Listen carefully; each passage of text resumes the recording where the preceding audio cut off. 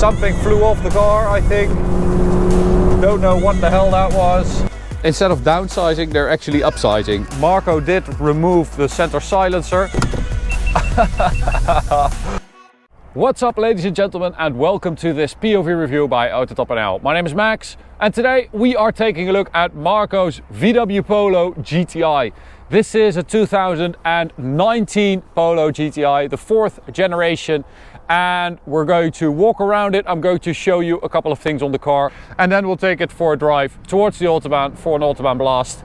But before we begin, don't forget to subscribe and hit the notification bell if you want to receive updates when we upload a new video. And check us out on Instagram if you like for some behind the scenes footage. Now, you can also follow the owner of this car on Instagram, Brescia_GTI.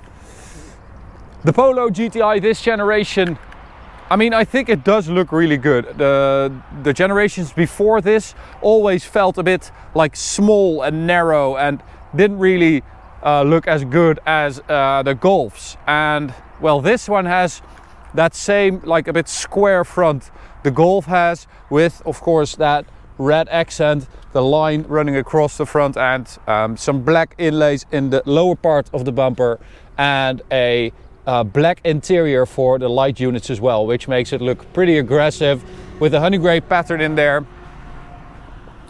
We've got GTI wheels as well, 18-inch with red brake calipers, GTI badge right there.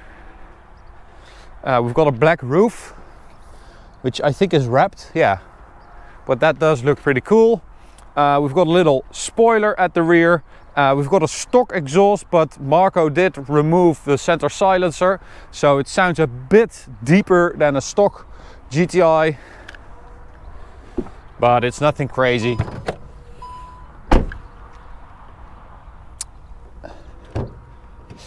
And here we have the engine, 2-liter TSI engine, which came down from the Golf GTI, so it's a down-tuned version with 200 horsepower and 320 Newton meters of torque. Now, it's kind of funny because the Polo GTI, they kept increasing the engine capacity. So it started with a 1.4 with the turbo and the supercharger, then it went to a 1.8, and now to a 2-liter. So instead of downsizing, they're actually upsizing in the Polo GTI, which is a good thing because this engine in this car feels really torquey, because you have, yeah, it's quite a big engine for such a small car nowadays. I mean, a lot of the competitors have smaller engines, 1.6s mainly, and even 3 cylinders in the Fiesta ST. So it's quite a big engine if you compare it to the competitors. On the inside, we've got the tartan seats, classic GTI. We've got the DSG gearbox, 6-speed, and Marco added these pedal extensions with that honey gray pattern in there, the GTI pattern. Yeah, looks pretty cool. We've got some red accents as well, and a very nice infotainment system. So this is basically, yeah, this is best in class. The interior of this car is best in class. It does feel quite a bit more premium than the others. Ford Fiesta ST, Peugeot 208 GTI, Renault Clio RS, those were cars that were available back then. Not anymore, but the Fiesta ST still is, but the other ones aren't. All right, so let's go for sport mode. And support for the gearbox as well. And we'll do a launch control, which means we have to turn off traction control. Oh, that's the wrong button. Great job. There it is. So, 0 to 100, 6.7 seconds.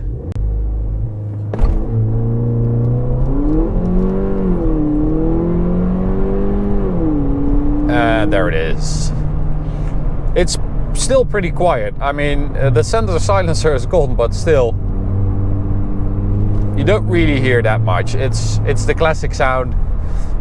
But again, I mean, this car, this interior, this setup is basically made to be enjoyable every day, to drive to and from work, and it's just a completely different approach to a mini hot hatch than well, all the others basically, because all the others are focused on driving, on handling, while this is more focused on comfort. And yeah, it's a more grown-up car basically.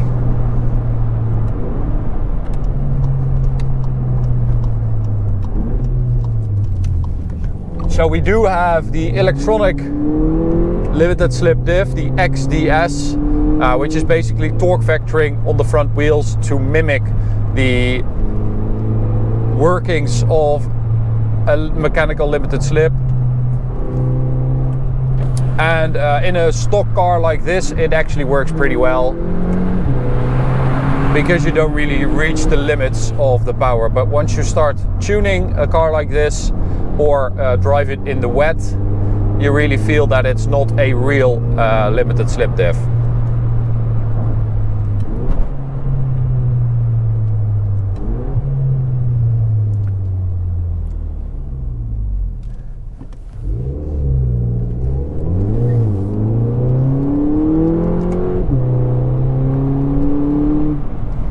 So the DSG gearbox is, you know, as faultless as ever. The shifts are quick. It mostly does what you want it to, apart from the fact that it always upshifts itself. So even if you have it in manual mode, it will upshift.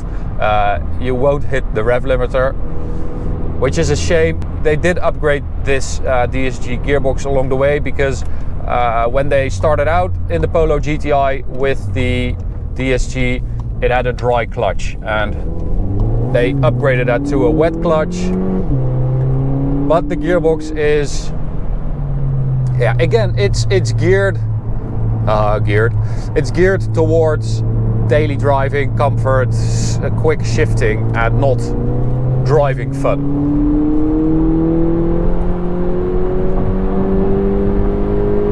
So here we go. So here we go on the Autobahn. Something flew off the car, I think. Don't know what the hell that was. License plate maybe? Yeah.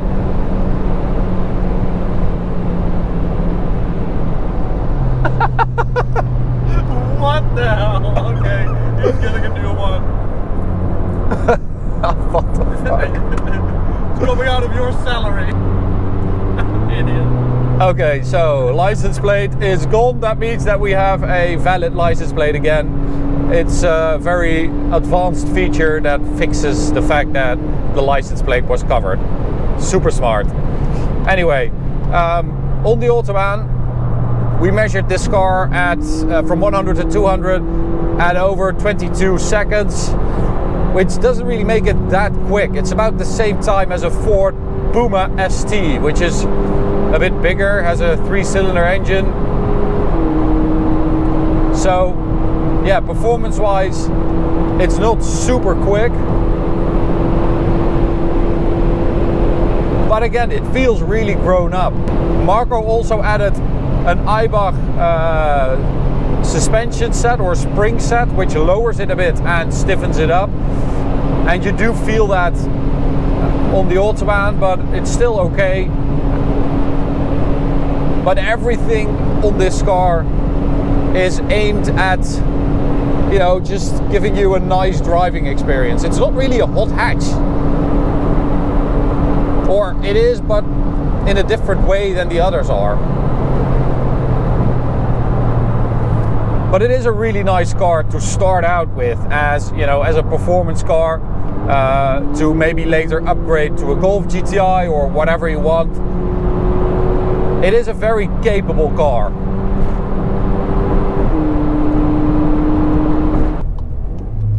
So the only thing I can imagine, if you want to make this car feel a little less mature and a bit more geared towards driver involvement, you could go for the manual gearbox. That would make it a little bit more exciting maybe. Sound? Not really. That would make it a little bit more exciting.